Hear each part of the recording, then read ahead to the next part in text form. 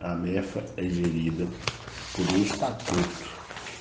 Administrativamente, ela conta com uma Assembleia Geral realizada de 2 em 2 anos, um Conselho Administrativo formado por um membro efetivo e um suplente de cada EFA, uma diretoria executiva com mandato de 4 anos e um conselho fiscal com mandato de 2 anos. O presidente é José Antônio Rodrigues Magalhães, agricultor familiar que mora no município de Januário. E o secretário executivo e também coordenador da MEFA é Idalino Firmino dos Santos, que tem uma procuração para representar o presidente nas suas impossibilidades. A MEFA está localizada na Rua Livre Maria de Jesus, 1710, no bairro Floramar, aqui em Belo Horizonte.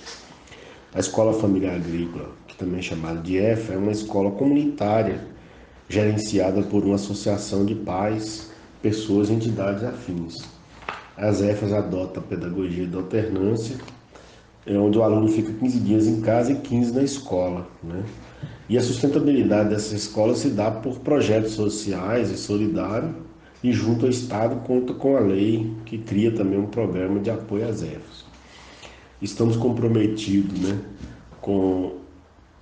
por acreditar no modelo de desenvolvimento sustentável que congrega pelo menos 6 aspectos, né? O político, social, ambiental, econômico, cultural e ético. A AMEFA, Associação Mineira das Escolas Familiar Agrícola, ela tem por finalidade divulgar as EFAs e assessorar grupos e entidades que queiram implantar uma EFA ou até mesmo em outros projetos, né?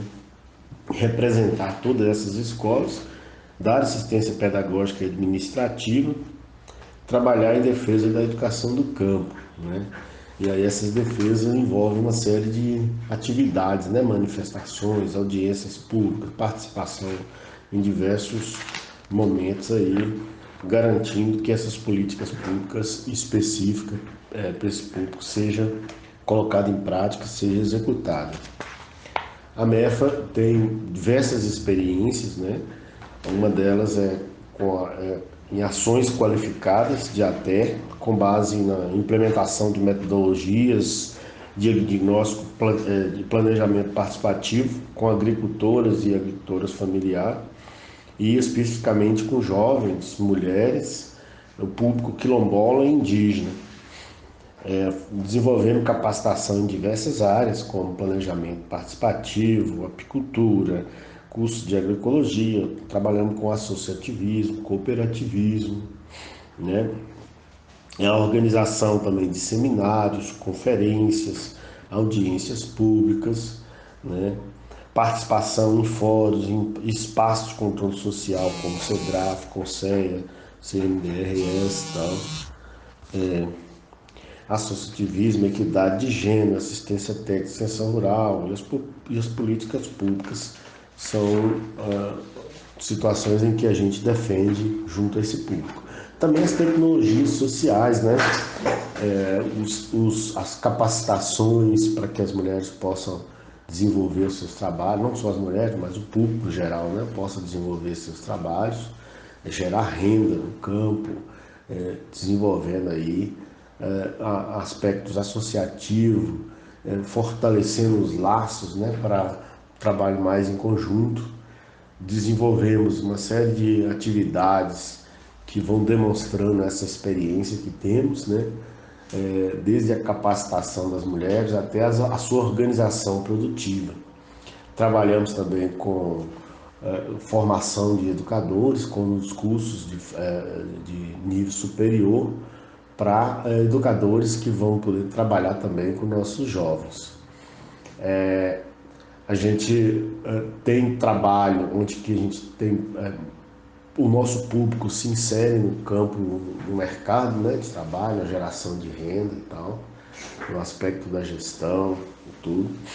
E a nossa experiência que a gente está, né, trazendo como proposta metodológica de trabalho para o território é uma experiência de coordenar planejamento participativo e elaborar planejamento estratégico e plano de ações baseado no método da alternância e seus instrumentos pedagógicos e também com base no ciclo da aprendizagem vivencial. que é o que a gente vai explicar um pouquinho agora, né?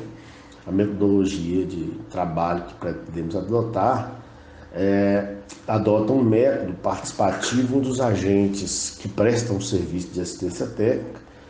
Eles se colocam não como quem sabe tudo, mas como quem são os facilitadores do processo em todas as fases e todas as atividades a serem desenvolvidas. Isso facilita, né, aos beneficiários, de forma que eles possam ter autonomia para definir os rumos das ações que têm melhor probabilidade de atendimento às suas necessidades. A MEFA conta com mais de 20 pessoas capacitadas nessa metodologia e publicou um manual do facilitador e elaborador de projetos. Então, a comunidade com autonomia para assumir seus rumos, né? Então, esse manual foi construído a partir da própria capacitação dos técnicos, de forma que grande parte da metodologia que estamos propondo adota esse manual como referência. E também ele conta com um diferencial, pois se apoia nesse método que já falei aqui do ciclo da aprendizagem vivencial, que é um modelo didático, que auxilia grupos e pessoas a aprender de forma consciente e incorporar esse aprendizado nas ações futuras. Baseado em 5 etapas, né? Parte da experiência, vai para uma reflexão dessa experiência, processa esses dados, identifica os fatos, separa de sentimentos, de julgamento e tal, generaliza, ou seja, né, identifica as relações que esses fatos têm, as lições que a gente aprende deles, quer dizer, como que nós podemos fazer diferente para ter resultado diferente, e vai para o planejamento, né? Então, a elaboração de um plano para produzir as mudanças que a gente precisa, né? Que a comunidade, no caso, precisa. Então, parte daí desse método. Então, cada fase do ciclo da aprendizagem vivencial, aplicado na metodologia, servirá como instrumento tanto de coleta de dados para a elaboração dos planos de desenvolvimento e dos serviços de até para as comunidades, como também como uma ferramenta de monitoramento e avaliação dessas atividades ao longo do processo, né, de execução das atividades do plano. A gente desenvolve, né, nessa lógica de desenvolver as atividades, a gente sempre leva em consideração que as pessoas envolvidas, elas precisam o tempo todo estar presentes em todas as fases, não, porque às vezes a gente planeja uma ação sozinho e quer que a comunidade participe. Então isso não é ação participativa. Nós concebemos uma ideia de que para a ação ser participativa, a gestão dessa ação ela precisa ser democrática. E aí, nessa lógica da democracia, desde a fase do diagnóstico, do planejamento, é preciso que haja um envolvimento da comunidade para que ela diga onde é realmente de fato que ela precisa que as ações sejam desenvolvidas. E a gente acredita também que a partir daí a gente gera também um maior comprometimento de todos com aquilo que tem que ser feito, né? Além disso, a gente pretende também trabalhar por segmento, ou seja, né, identificar e seccionar os públicos de acordo com a sua afinidade das situações, das problemáticas, para que esse diagnóstico ele seja o mais preciso possível, que ele seja mais fiel possível ao atendimento das necessidades. Então é isso, muito obrigado.